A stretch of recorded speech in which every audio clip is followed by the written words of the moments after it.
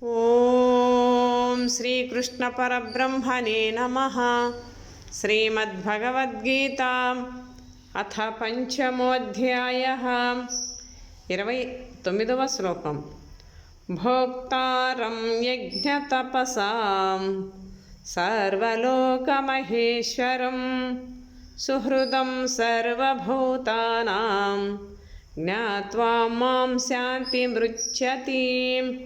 హరి ఓం.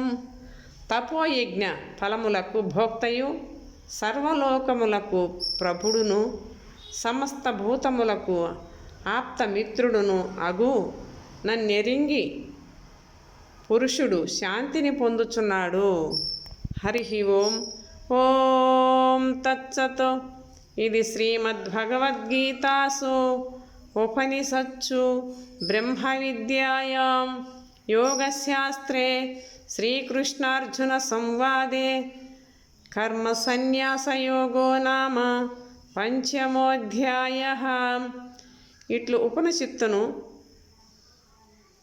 ఉపనిషత్తును బ్రహ్మ విద్యయు యోగశాస్త్రమును శ్రీకృష్ణుడు అర్జునునకు సంవాదమగు శ్రీమద్భగవద్గీత యందు కర్మ సన్యాస యోగము అను పేరు గల 5వ అధ్యాయము ముగిసినది.